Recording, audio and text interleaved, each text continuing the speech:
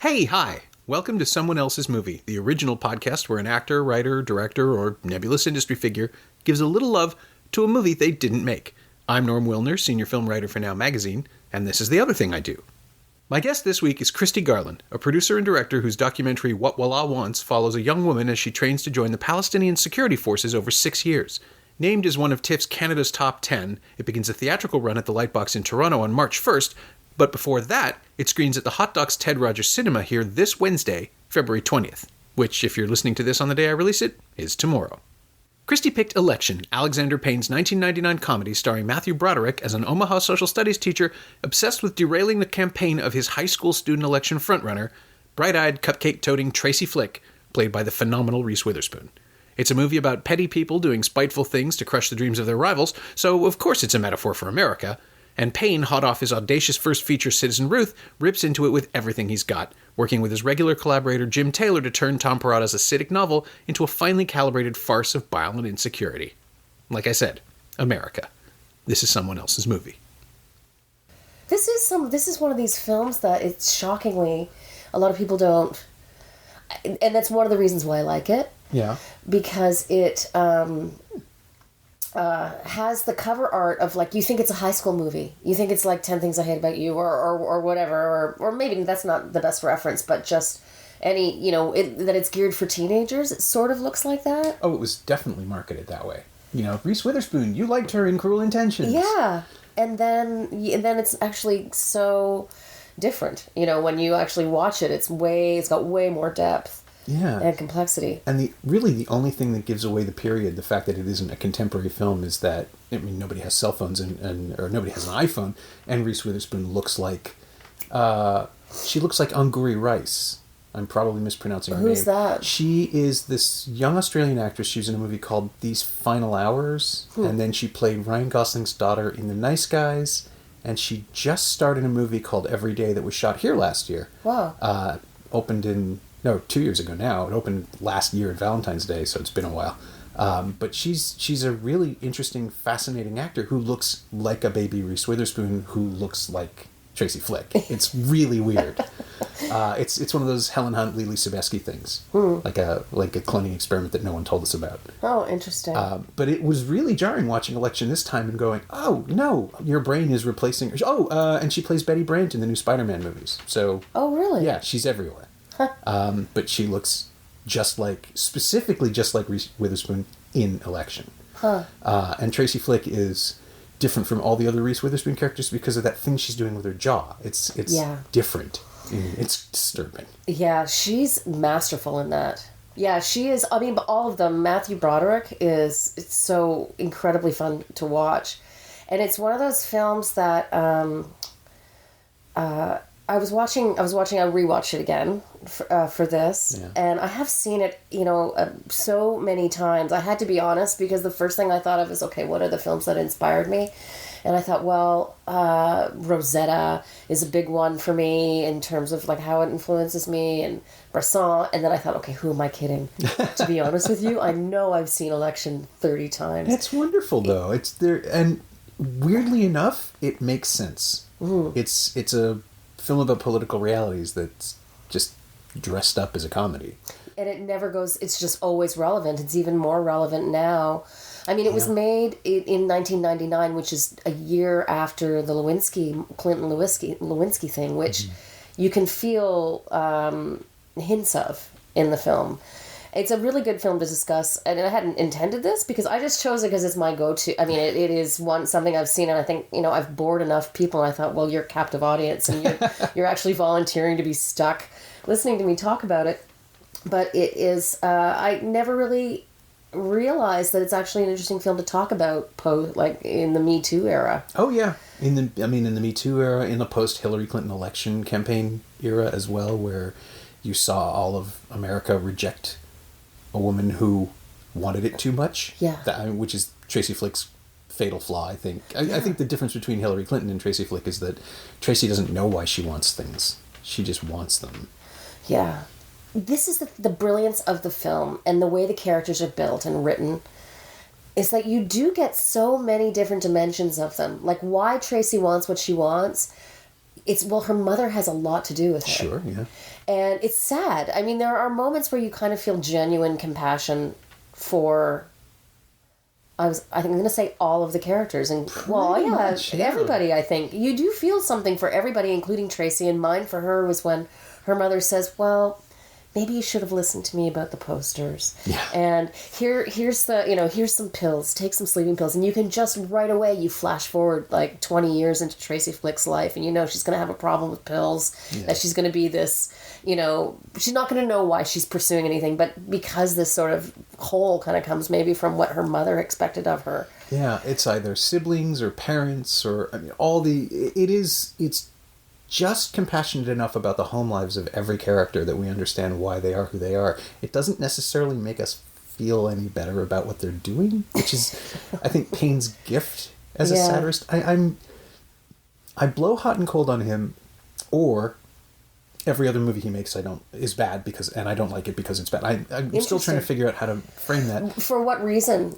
Is it because sometimes you feel like he's unique in the sense that he doesn't choose sides? Like, you rarely he takes equal aim at everyone. Yeah, I don't know that that's true though. I mean, I think his first films are remarkably even-handed. Like Citizen Ruth. Citizen Ruth especially, because that threads a needle between, and settles for making everyone a caricature, which is the smart way to go through it. I mean, they're all still feeling pain. Laura Dern's performance is amazing. At showing us that she's a grasping monster who is in incredible personal torment, just not about the question of the abortion. Right. And the way he plays that film and Election too, I think they're both masterful balancing acts of, if not compassion, then at least understanding in Citizen Ruth, and then I think genuine compassion in Election.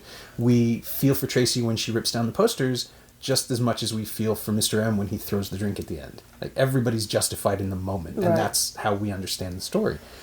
Then there's other stuff where I think About Schmidt is just really... I don't think it likes anyone. I don't think it has compassion for anyone, but it really draws a line between well-meaning rural America and everybody else. There are no... Oh, really? Yeah, no one's allowed to have any self-awareness. And it's the glimmer of self-awareness that makes Election so powerful to me. Well, the thing about self-awareness, though, in that is that they're all very they're all deluded. And it's everyone... I think the only character who isn't as deluded as everybody else, or hypocritical, is Tammy Metzler, who's the most clear-eyed character. Sure, yeah. I mean, she's my favorite, too. She's the one who lies the least to herself and to others. That's a really good way of putting it, in the film. I mean, the one thing that she says is, I wouldn't say I'm a lesbian. I'm attracted to the person. It's just that every person I'm attracted to is a woman. So she kind of has a bit of self, like, not quite... But she's a teenager as well. Yeah, give her 5 years and she'll have it. The rest of the time, she knows exactly what she wants. And she's not afraid. She's not afraid to be caught with photos of her girlfriend in the locker. Like, she's the bravest, most authentic character in the film. Mm-hmm. But everybody else does have, like what you say, they do have this self-reflection or this... But it's diluted. Yeah. Oh, I think everybody else is willing to run away from themselves. Right. That way, by pursuing something else. They're all cowards, mostly. Or or self-right, or whatever. And Payne sees how they got there. Like, he understands where the cowardice comes from. I mean, Chris Klein's character is just such a sweet idiot that I don't think he's a coward, but I do think he has no backbone. Like, he's just willing to be pushed into whatever else. He's a happy, harmless. He's just not the sharpest knife in the drawer, but he's definitely the goodest. Like, he's like, if there's he's not noble, but he's decent. And he's the unwilling catalyst for so many of the important things that happen in the film. I mean, without him. And his football accident and being the Pepsi alternative to Coca-Cola, he kind of gets used in that regard. But the other fun thing is that because he's just he's just lacks any kind of cunning, he votes for Tracy. Yeah. because he's like, you don't vote for yourself, do you? And if it weren't for that one vote, then everything, I mean, he really does, a lot hinges on him, and he has absolutely no clue. Yeah, and it's amazing enough that the following year, George W. Bush was elected president, and he's in Football. certain points of in certain biographical treatments, that's who he is. He's just a harmless idiot who got pushed into something. I don't believe that. I think there's got to be some cunning in there, but yeah. Well, now compared to Trump, he seems like a genius. I mean, it's like, okay, well, right. he was a proper politician compared to Trump. Exactly, and here we are again with Election, the movie, as a blueprint for America, all over again, because Tracy winning prefigures the death of democracy, really, in a way that is completely different from what we ended up with, but also exactly the same. Yeah. In that someone who just wanted to be in charge got elected, and that started her off on her path, and here we are. Yeah. It is a perfect satire of politics, right down to the fact that everybody prays. That's true. Even the atheists. Yeah, public demonstrations of the hypocrisy, like just all of that. It's very, very, very clever. You know, the thing is, I've never read the book. Have you read the book? Yes, I did. Forever ago. I've read all of Parada's stuff up until, I think the last one of his I read was probably The Leftovers, and then it's just that I don't read fiction as much as I used to because the real world has gotten so much more bizarre. Sadly for us all. I mean, that's it, and there's so much to watch and so much to do that it's harder. And when I read now, it's good. It's like genuinely calming. It's like, okay, there's a light, there's a paper here with picture, like words on the paper, and there's nothing else I can do if I can just focus on getting it to the end of this chapter. Our attention spans are so different. I mean, with regard to watching films and television series and being able to watch one episode right after another. Oh no, it's I this past week I have watched the entirety of The Punisher season 2 and a Netflix show called Sex Education, and just because I had to review them, and that was essentially, say, 50 minutes an episode. One was 13 episodes and one was 8 episodes, and all of that resulted in maybe 700 words of writing, but it's like a full day of television. It's 24 hours of TV. You're lucky you don't have to feel guilty about it because it's your job. But I do. There's so much else I could be doing. I guess it's part of my job too. I mean, you have to watch stuff, but yeah, it's impossible to watch it all, but you can kill yourself trying to be relevant, to be current. I can't look anywhere near all your DVDs because it's distracting. I know, it's terrifying. It's a pretty good collection. I think the funny thing about those characters is that they mean different things to different people. Yeah. I think, or maybe the simpler way of saying is that men and women view them differently, possibly. It occurred to me when I rewatched it that I hadn't read any reviews about the film when it first came out. Okay. Did you review it? I didn't actually. I think if it was released in 1999, I was kind of the second tier freelancer at the Star, so I was getting a lot of dog movies and horror films. Oh, okay. It would have gone to Howell or McKinnon, so one of the main writers, and I wasn't working as a regular daily reviewer until Metro, and that would have been the fall of 2000. So it's just in that little window where I wasn't covering. I saw it, but I wasn't reviewing most stuff until it came out on the video. Oh, I see. Okay. I did go back and look at a lot of the reviews though, and it's. What do you remember thinking when you first saw it? I was really impressed that at the technical facility more than anything else, because Citizen Ruth is kind of a ragged film, and this is what he can do with a budget. This is what he can do with scope, with an image. I really liked it. I was a little creeped out by the audience who hated Tracy, just despised her from the jump, and I wonder if that isn't some sort of weird Toronto prejudice against overachievers in America. Yeah, tall poppy syndrome or something. Kind of. We're not good with people who tell you how good they are. Yeah. As a culture. That's fine and normal in the United States. But here it's how you succeed. Obnoxious. Yeah. Yeah. I mean, that whole "I'm not here to make friends" thing. She predates reality television. Yeah. Which is fascinating to me to realize when this thing came out and the context that it arrived in, because she does feel like someone who would absolutely murder everybody else, literally kill them on Survivor in order to win. You think? I think so. I think if you push Tracy Flick into a corner, she's going to chew her way out of it.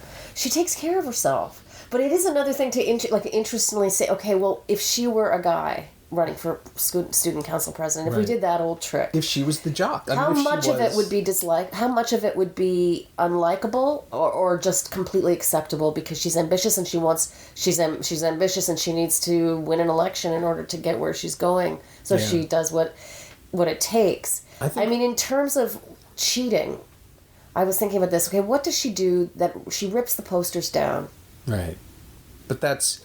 Everything else, though, she plays by the rules. Yeah, she is... Doesn't she play by the rules? She's willing to play by the rules, but as soon as she loses her temper, it all goes out the window. And I'm assuming that behavior would be equally reprehensible in a male character, but you're right, it would be seen as a go-getter. Yeah.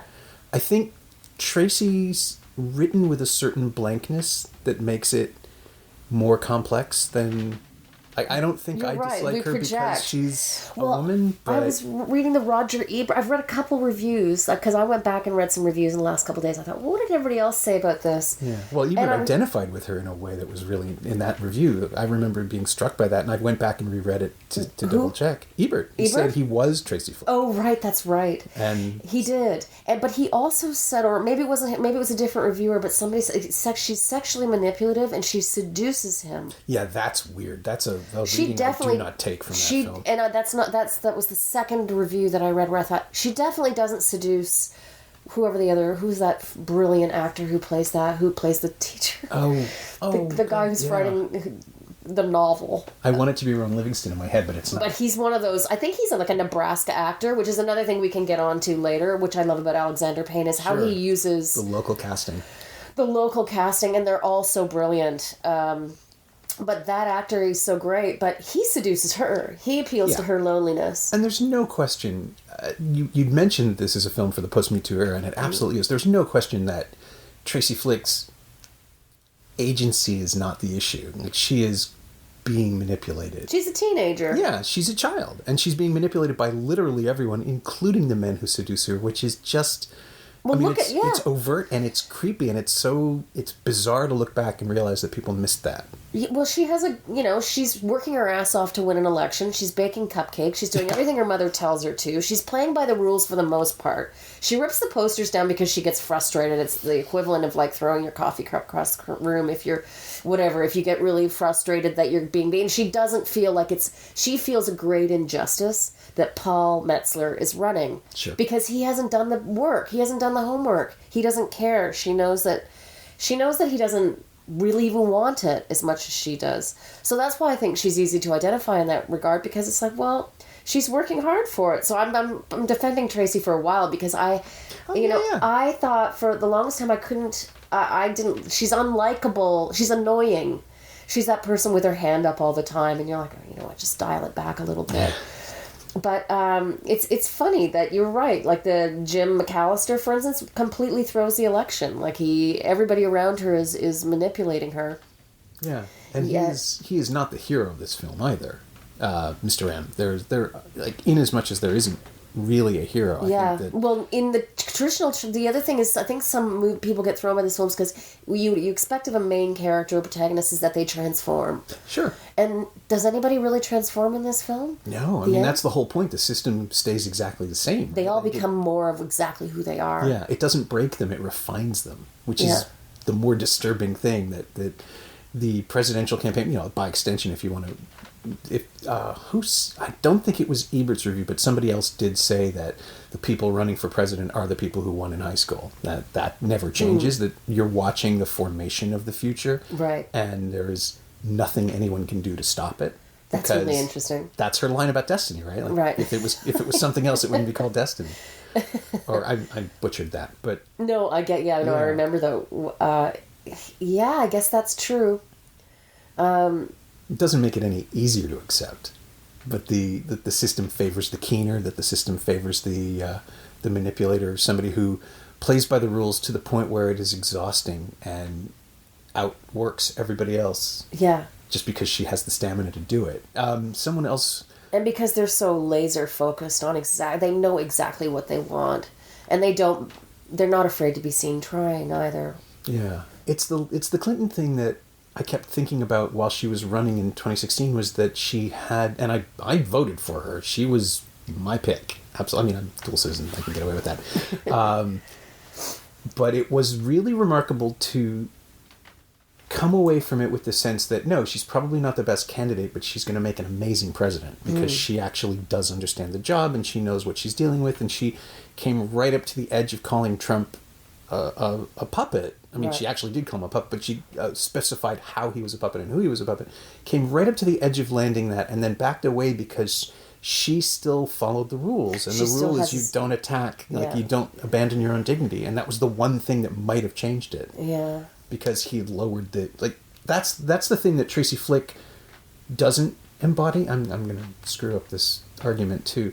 The film knows that following the rules only gets you so far, and then we're at a point where they have to be disregarded in order for the correct result. That's Mr. M's embodiment. Everybody else is breaking the rules. Yeah, so he is more willing to do that for everybody else, but Tracy doesn't, and somehow still ends up being rewarded because the other person in the world who is naive enough to believe in the rules votes for her. Yeah. And that didn't happen in the real world. That's why election feels like a comforting fantasy. It's funny.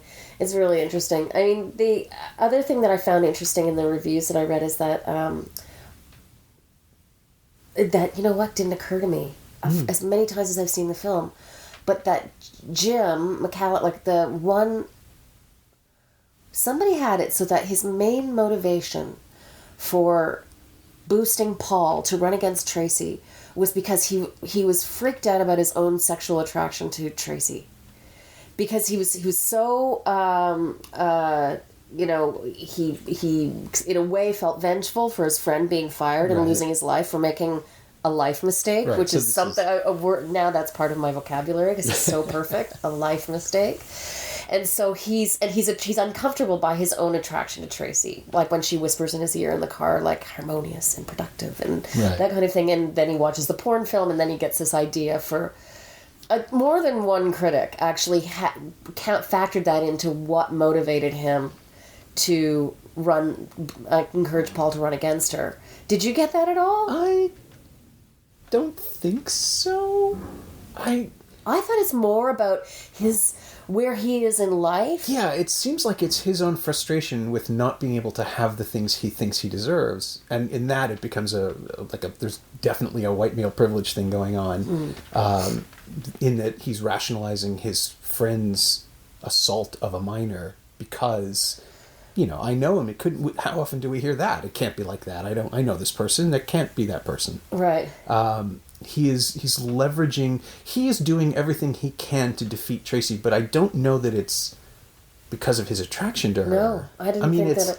I think it has more to do with being annoyed by her nerve, being annoyed by her ambition, and being annoyed by how far he imagines she might go. Yeah, he doesn't want her to succeed any more than he has, or to outdistance him, and he knows that she will. She's smarter than him already. Like, she's already outdistanced. Like, Tammy, again, back to Tammy. Tammy's the smartest person in the film, I think. Yeah, or she will be. Yeah. And again, it's that awful thing about high school movies that most high school movies are more than willing to blow past because it's easier for the storytelling. It's the kids, and I know I've said this before on the podcast, a really good friend of mine had this theory when we were in college that, the kids who peak in high school are the ones you end up hating because there's nowhere for them to go. They never learn how to be people in the real world. It's the boiler room, the aspects of it's very high school. True. If that cements you, you're done. You mean if you succeed, if you're popular, if you're accomplished in high school, you've defined yourself too much as being successful in high school, and you've got nowhere to go. Yeah, and they're the ones who never figure out how to work with other people. They're the ones who coast. They're the ones who bend rules to get what they want. Because that's how it always worked before. You appeal your grade. You work out your late time. You figure out how to manipulate the schedule so you don't have to put in a full day, and that just never stops. Yeah. Those of us who were maybe struggling socially or academically are the ones who keep struggling because that's how it works. And you're used to it. Yeah. You're used to always having something to aspire to or some work to do, but yeah, I think that's a rule that holds true. It certainly does for me when I look back at the people who sort of the most successful athlete, the people who had it, like the ones I envied the most and compared myself to the most are the ones who haven't done anything I'm sure they've had happy lives, but they haven't surprised, they don't surprise you necessarily with where they go and what they turn into, what they accomplish. Yeah, they're the ones with the very predictable Facebook profiles. Yeah. For lack of a better term, it's just like, oh yeah, okay, I get that. That's nice. Good. And you're right. There are people who did that and are very, very happy, I'm sure. And it's not a slam against them, but the people who didn't figure out who they were until they were in their 20s are inevitably the ones that I'm, happier to have a conversation with now, because they're still, or their 30s, or their 40s. Yeah, that's true. That's fair. Or their 50s. I mean, I guess some people are, they are who they are. I mean, I think about some people who they were happy and content and centered and grounded and knew what they want and what they were capable of back then, and that's more or less kind of where they are still. Yeah, they're steady as she goes. Yeah, and if you know what you want and you get it, then what else is there to do? Yeah, it's fascinating, and I find more often than not those are the ones who want to have the reunions and want to go back there. Yeah, because they like that. That was for them. In no way was high school a nightmare for them. Yeah, there's no cringing for them. Where for me, it's pretty wall to wall cringing when I think about high school. Yeah, I figured out what I wanted to do and how I wanted to do it. You knew you wanted to be a film critic? I knew film. My grandfather owned a movie theater when I was a kid, so I never had another opportunity. Cool. Yeah, it was great. The Orpheum down on it's a home and craft decor now at Bathurst and Queen. The marquee is still there, so every now and then I wander by and just Bathurst and Queen.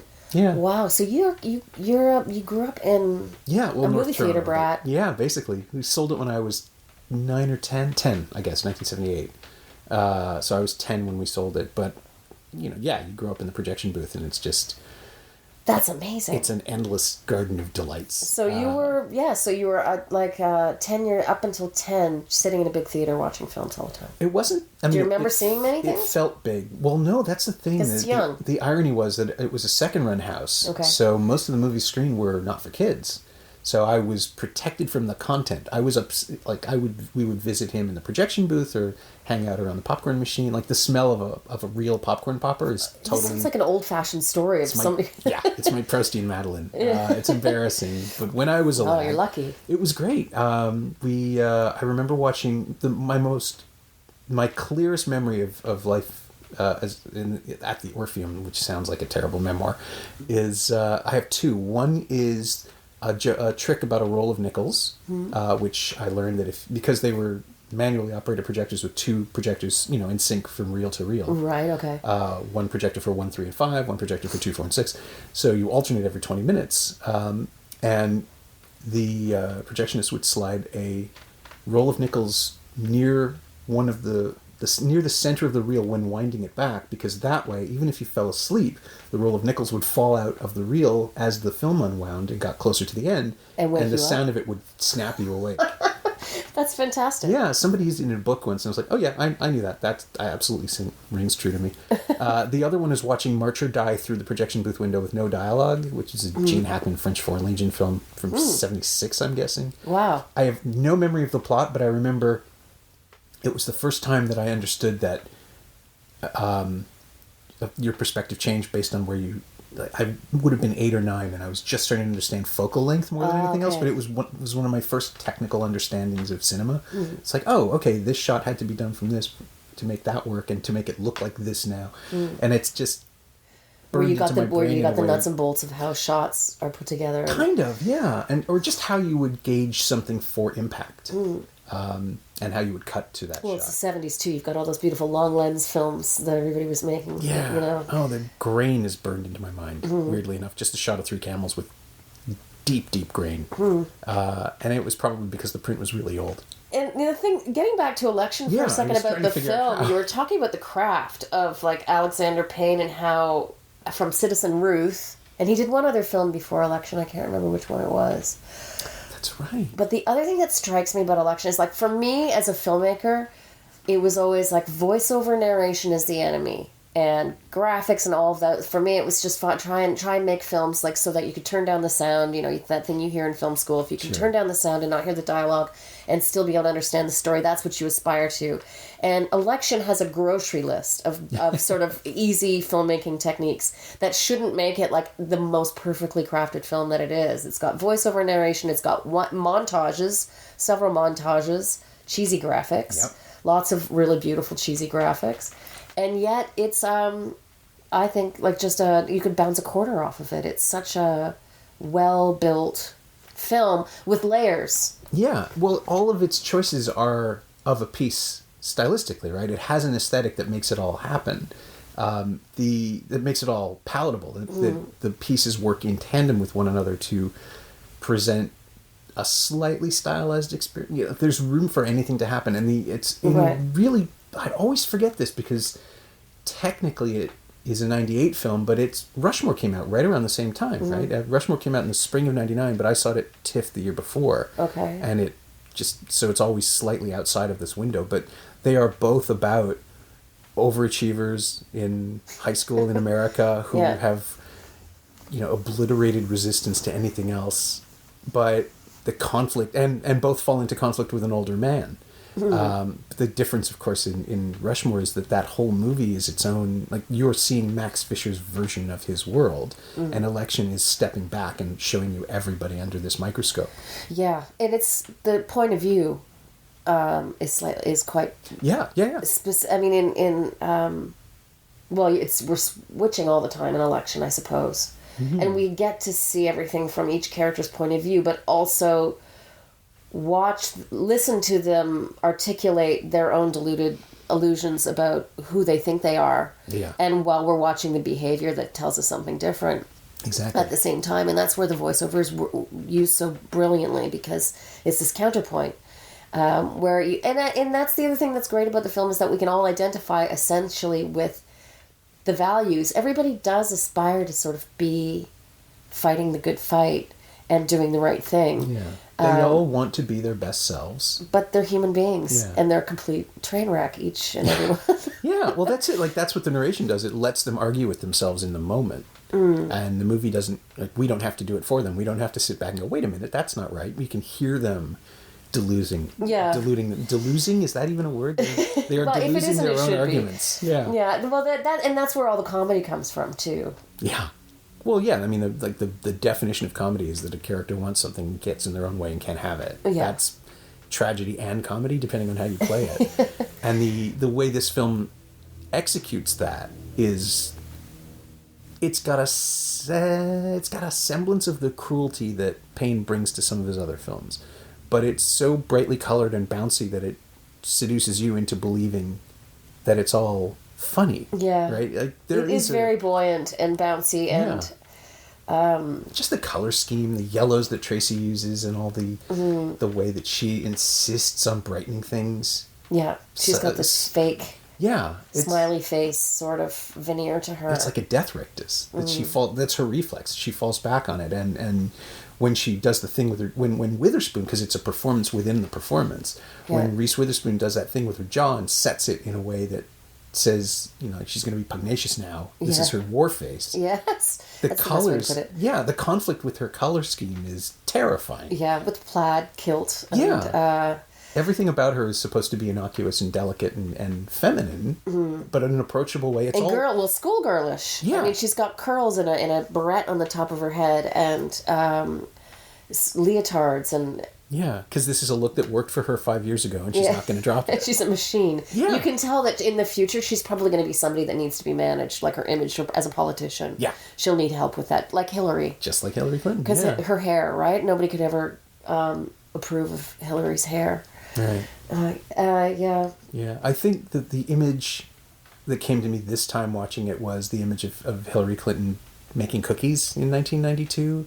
And just looking like she wanted to murder everybody in that little photo op. Do you remember No, this? I've never seen that one. It's out there. It's probably very easily found at this point. I'm sure everything about her is YouTube now. But there was this thing where to soften her image right around the same time she dropped the Hillary Rodham thing and embraced the surname. Right. Just after the DNC convention. Okay, and she got into trouble when she said, I'm not just some little wife that stands next to my man. Yeah. This was obviously way before Didn't she also Lewinsky. say that I won't stand around baking cookies? Yeah, I'm not going to stand around baking cookies, and that was an error. Yeah, that was perceived as arrogant. Yeah. And that was, I think that's when the cookie op happened, but there's just this horrifying image of her smiling daggers somehow while holding a tray of chocolate chip cookies, and it's just like, this is what death looks like. This is what compromise looks like. Yeah, because she has to do it, and it's just not her. Yeah, and it's what it took to get Bill elected. Yeah. And, of course she wasn't going to win in 2016. I mean, she did win to the popular vote, and she probably, I assume we'll find out that she would have won had Russians not hacked something else. I'm sure there's still something else yet to be broken about that election, but Fox spent 25 years hating this woman and getting all of the right-wing America to hate her. I have so much admiration for her for trying and running anyway. Yeah. Knowing that that's coming for you. She's very strong, and she must have known as well. I mean, it was so telling that night. I thought, everybody thought of her, but because everybody was in a state of shock. But the fact that she didn't appear on television, for me, was remarkable, because normally they concede the election, they do the phone call thing, and then they make a speech to their crowd that's all standing there, and she didn't. And I thought, she's curled up in a ball somewhere. I haven't read. Yeah, I haven't. Is it called What Happened? Or yes, I haven't read that either. But that she must have just been like that. How can this be happening? This isn't happening. Yeah. And I can't. It's like Tracy on the night of the election, like crying. When her mother tells her, "Oh, well, maybe you should have listened to me about the posters," where she just can't believe that this happened, and it's so completely unfair. And how can a doofus like this win? And how can people be so stupid? And it's the movie that can basically be. You can find at every election in every country. You can find it stands. I think there's something in that film that resembles every aspect of democracy. Yeah. And what happens in elections. Do you think it's the archetypal nature of it? I mean, is that what the flaws in democracy, you mean, in terms of... The archetypal nature of the storytelling more than anything else. The idea that we are watching a bunch of types, the dumb jock, the keener, the semi-closeted... She's not really closeted. The vengeful teacher, the dumb jock, the keener. Jealousy, hypocrisy. Yeah. These are primal and basic, and I think that's part of its appeal, because we can read anything into it that we want, and which is how those reviews can be so different from the take on it now. Yeah. But also, everything you form, every opinion you form while you're watching it is really more about what you're bringing to it yourself rather than what the movie is saying, because Payne is trying so hard not to have an opinion other than all of these people are flawed. Right. So we get to pick who the hero is, we get to pick who the villain is, and it sort of emerges from our own reading of it. Yeah. And any three people can sit there and come up with a completely different dynamic and a different take of how things are playing out. Yeah, I think so. I think he makes, for me, one of the key images in that film, in terms of and he does have a lot of really interesting images. The circle is obviously a big one. Like it begins with Jim running around a circular track, and then when he's trying to convince Paul to run, he says, "What's your favorite fruit?" And he says, pears, which isn't helpful. And then he says, apples. So he goes, great, apples. And then he draws like 3 circles on the board, and he says, now if all you get is apples are pretty good, right? But what if all you ate was apples? And you get a little tired of apples sometimes. What if an orange came along? And then it's the exact same shape. Yeah. And it looks on the board, it's just another circle. You'd think that he's trying to illustrate choice and democratic choice between opponents, but on the board, it's all the same shit. Yeah. And it's just who's better at pretending that they're different. Who's better at the sloganeering and everything. And that, for me, I feel like that's one thing that, well, maybe the book and everything, but that is the sort of ultimate statement, I think, about what democracy is or what the failings are with it. That that it's all kind of a game. And all the pieces are exactly the same. Yeah, and whoever wins, we lose, because nothing really changes. Nothing really changes. And it is ultimately, that's the other thing. It's high school. Nothing will change. The high school student government is still student government. They have no power. They don't really do anything. Yeah, maybe there'll be a different cover on the yearbook, and maybe they'll do a dance differently, But ultimately, all of this is over something so insignificant in the larger scale of life right in the moment, and that Jim McAllister, Mr. M, is going to do all of this damage to himself over something that would be forgotten in a year, or at worst, 20 years down the road, Tracy Flick will be a congresswoman, or she'll be Elle Woods in Legally Blonde, or whatever else. And he thinks he's stopping her too. Yeah, he thinks he has this ridiculous idea that in his high school universe, keeping her from winning the student council election is going to somehow stop her. If anything, that's going to propel her further. Yeah, she's a Terminator. She'll pull off somebody else's arm and slap it on herself and keep going. And Tammy Metzler said it the best in her speech. Who cares? But she said, is anything going to change? Like, is anybody going to be nicer or happier? And that's kind of touching. It's like it just sort of shows you that she's the one who actually feels other people. Yeah. And has the most understanding of like how lost it all is, or where the values really are. Yeah, no, she's articulating the things that matter to her, and they're the things that should matter to us in the audience. Yeah, are things going to be happier? Are more people going to be supported? It's too, but that's an actress that hasn't. She's a former actress. That's it. She did Election. She did one other thing after that, and that's it. Really? And then she retired. Oh my god! And at the tender age of 21 or something like that. I warmed to her on screen just because of this movie. Then, yeah, because when she showed up, it's like, oh, I like her. She's authentic as a human being. She's very funny. She has a lot of the best zingers in the film, and she's super good actor. Like really, really nuanced. Yeah, I think if Payne is on anybody's side, it's Tammy Metzler. Yeah, I don't know that the movie is, but I think he is. Yeah, it's yeah. Oh, it's a. I'm trying to come up with anything that someone hasn't already said about it, but it really has been. In over 20 years, it's been rehashed and brought up over and over again. Obama said it was his favorite political film twice, apparently, according to Payne. According to Criterion, according to Payne. Did he? Yeah, which I can totally see, because I'm pretty sure Barack Obama tried very hard not to be a Tracy Flick, but is. Yeah. Because, again... anybody who has ambition, anybody who becomes president of the United States has done one thing or another that they had to, stop playing by the rules at some point. Yeah, but Obama or whatever, be crafty and driven. Yeah. And Obama's the guy who knows, like, he's got the book in his head all the time, which Tracy also has, although I think you get the sense that the way Witherspoon plays Tracy, it's yelling at her all the time. The book is always yelling, and with Obama, the book was just there, and with Clinton as well. I think she knew what she needed when she needed it would always be available to her. That sort of... Hillary Clinton? Yeah, that sort of attained knowledge that you work for. It's book smarts doesn't really cover it because there's... But they have it. They're animals. They're political animals. Yeah, there's a cunning involved. And they don't have to think about it. It's probably not as learning... and playing by the rules for them. I think it comes naturally because... Well, sorry, wait a second. I think it's different to say that about Obama. I believe that about Obama. I think Hillary didn't... She's more like Tracy Flick because Hillary doesn't have the natural charisma. Yeah, a lot of things probably came... Of course, Obama,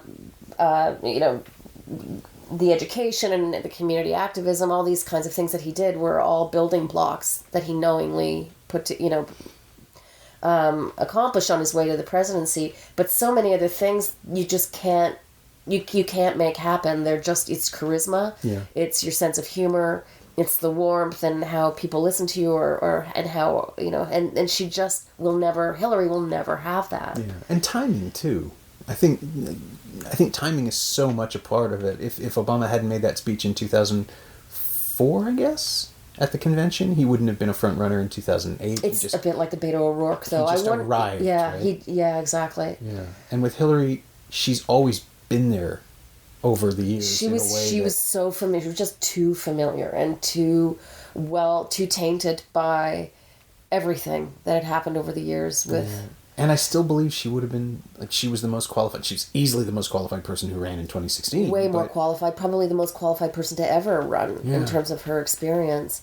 And would have been a wonderful president, of course. Yeah. And here we are in the darkest timeline instead. It's exhausting. It really is exhausting. Are you finding yourself feeling a little bit hopeful now that, they're starting to talk about 2020? No. I'm exhausted because 2016 never ended, right? Like Trump is still campaigning. That was the thing George W. Bush did in 2000. That was the thing that Rob Ford did in 2010. You never stop running. You never stop fighting the fight against your last opponent because that reminds your base and keeps them angry. It's genius campaigning, but it's terrible for governance because you're so busy being angry and reacting that you don't actually do anything. Yeah. And 2 years in, Trump is still talking about the Electoral College like it matters and shutting down the government out of spite. And no, I would be very happy if there's an election in 2020, but at this point I have no idea what's coming next. Like everything is worse all the time. It's also not hopeful that there are so many Democratic candidates that they're talking about. Yeah. That can't be good. Well, they're flooding the conversation now and making sure we're recording this before presumably the State of the Union happens. I'm still not sure that's coming through, but we're recording this in mid-January 2019. The election isn't until November 2020, and they're already starting. I mean, you remember what 2015 was like, that endless rounds of debates and all the yammering, and Bernie Sanders won't go away, so that's going to be dealt with again. Relitigated all over again. I feel nothing but it is exhausting. I think tired is probably the best thing because it's not like we've been able to forget about it for a while. It's been fresh hell there every damn day, and everybody's just waiting for Mueller to get funky with it. Like, not going to change anything. Remember, they keep saying Watergate, Nixon resigned out of decency. Yeah, but that's not going to happen. That's not Trump, yeah. No, he's, and, I think if Rob Ford hadn't gotten sick, he would have clung on as long as possible, too. There is this thing about entitlement now that if there's something they have, they're never going to let it go. And completely without shame. Like, there's no... You can't shame someone out of office. You can't legislate someone out of office. I honestly figured Mike Pence would have poisoned him by now, but that never happened. And the comforting thing about Election, the movie, is that it's high school and everything is over in a year. Yeah. None of this goes on forever. And of course it's a new cinematic narrative, so you have a beginning, middle, and end. And it's comforting, even if it ends with... People get punished in election in that film, though. There's comeuppance. Yeah. Even if it ends with people... There's consequences. Driving off to Congress or wherever. Yeah. And Tracy's bold, bright future. Yeah. There's still a sense that some balance is attained. And the world doesn't give you that, which is why movies are the greatest comfort I can imagine. Because they tie things up in a little bow, or they show you they show you where... things head in the directions that they're supposed to, as consequences for what you've done throughout the film to deserve your fate. Yeah, and the credits roll, and that tells you your heart rate can return to normal. That we don't have that in the world. Nowadays, you spent years, just to transition into what Walaa Wants, you spent years making this movie with no idea where it was going to go. I knew that it was going to. What guided me while I was making it is that it was going to go one way or the other. Right. So she was either going to make it or not make it. My biggest fear is that the way I thought the film was going to end, I felt was very potentially quite dangerous, because I thought, okay, I'm betting that she's going to make it through police college and she's going to be a policewoman at the end of this, and that's great. But the problem is I've put a camera where I've put a camera, and it's not enough to tie a sweet little bow on, okay, she's a cop now, isn't that fantastic? She's a policewoman in the West Bank, and the story begins when her mother gets out of prison. So I knew that where she lives and the political context of where she lives and what her mother did and how all of that violence surrounding Walaa needed to be addressed in a way that gets deeper and registers on a deeper level with her. Yeah.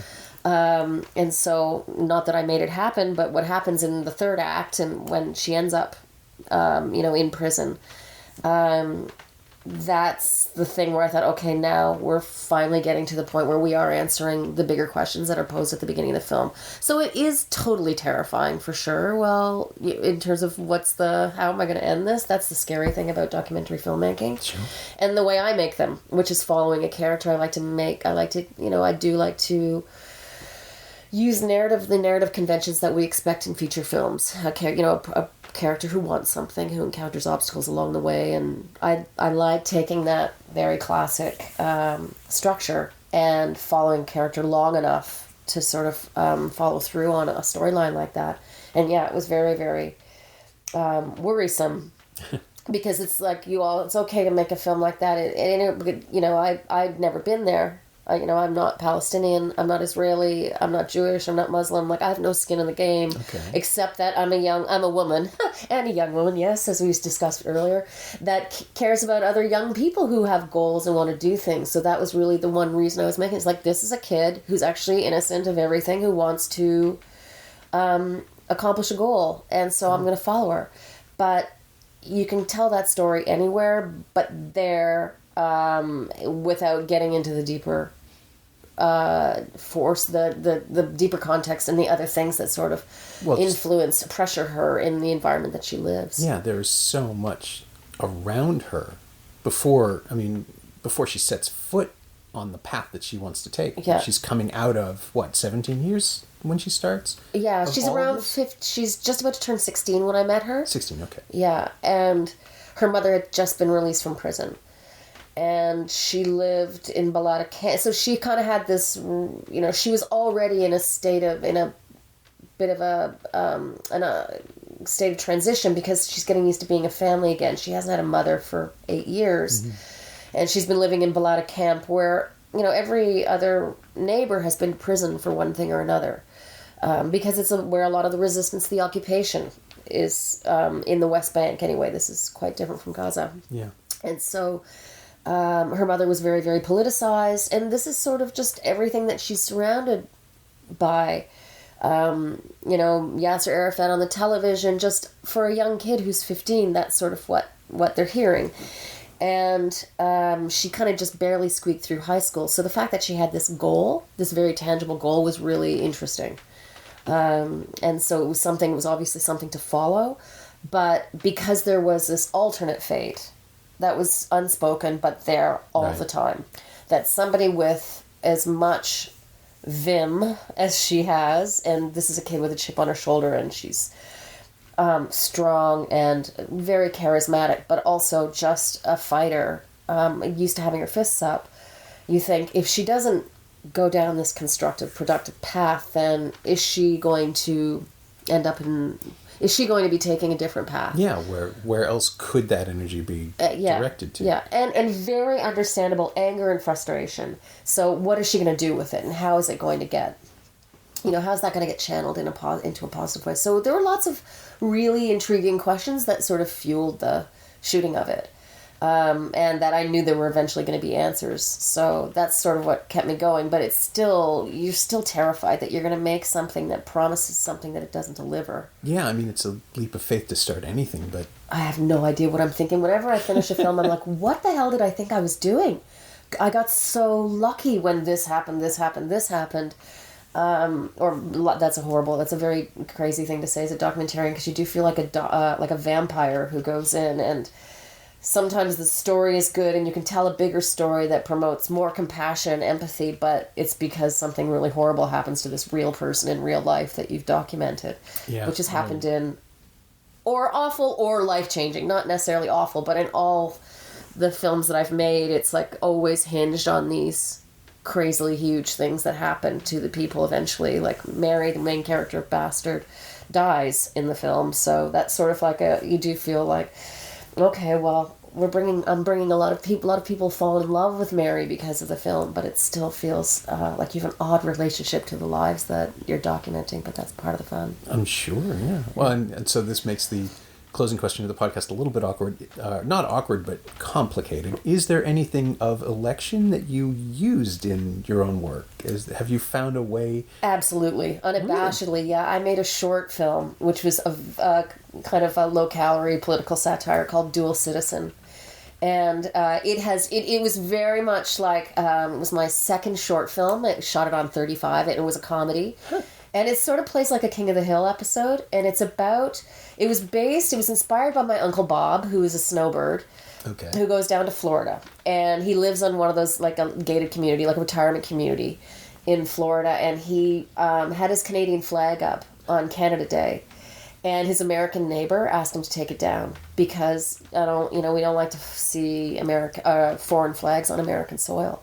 And so he just complained about that, and my Uncle Bob himself is like a really interesting character. So I wrote a short film called Dual Citizen about a Canadian who gets into a huge pissing contest with his American neighbor.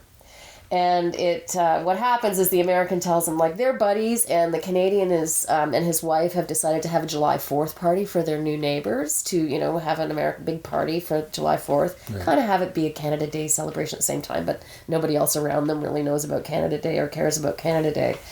So he he gets told to take the flag down. The American neighbor says, people are a little sensitive about that.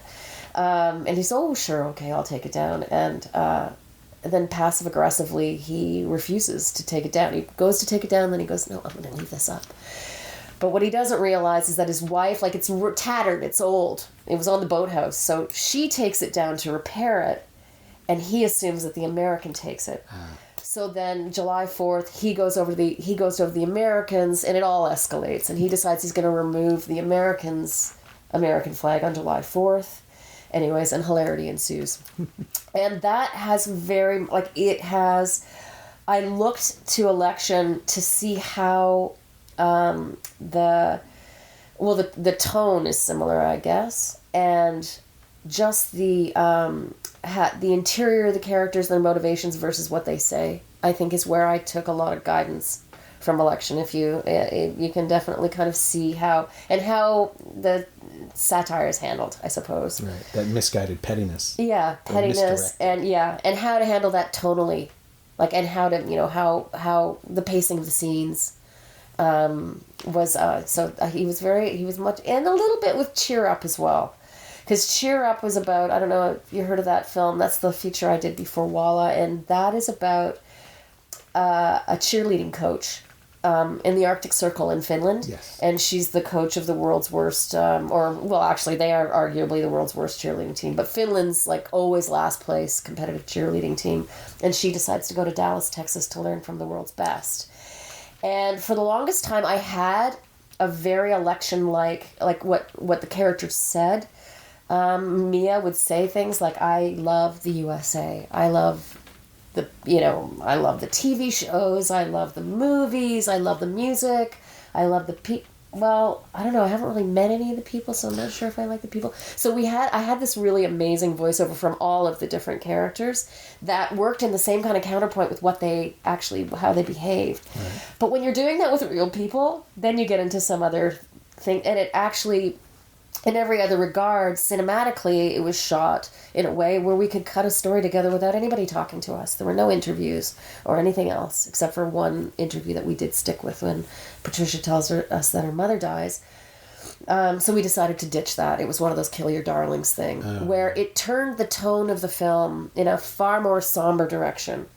But it made sense for a lot of reasons in terms of getting people involved in the story.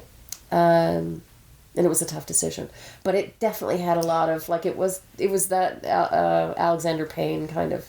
So he was a formative influence on me for sure. Nice. Have you how have you felt about his subsequent films? Do you feel strongly towards them? I liked Nebraska. I can't talk with too much about. I've only seen it once. It was again.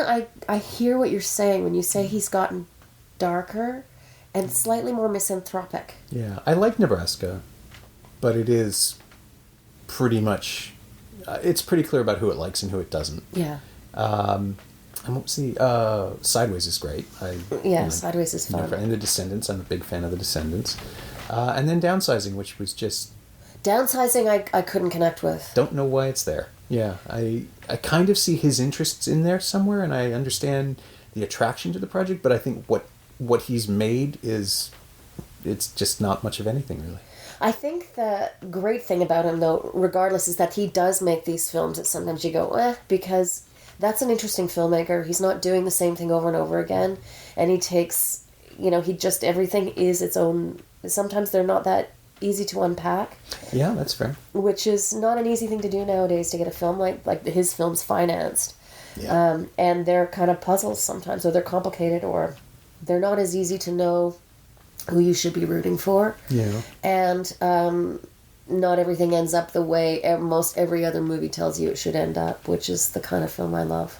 That's true. And I think the failure of downsizing to set the box office on fire because it was a really expensive gambit is probably going to make him regroup and do something smaller, more intimate, and probably more successful next. Yeah, I wonder. I wonder if he'll do a series. No, that's a television series I'd watch. Oh, that's true. He seems forgetting there's the option. He's kind of been making he's been making films about concepts that could be easily. I mean, Middle America and American life and society and politics and everything. He'd be. Yeah, I mean, God. He's like Election could be a 12-part series at this point. Yeah, Armando Iannucci. Yeah. Yeah. He's similar. The Death of Stalin is such a good movie. It's quite as good. A feature, yeah. Locked in. And I would be curious to see him expand outward. Just as long as it's something new. We don't need, a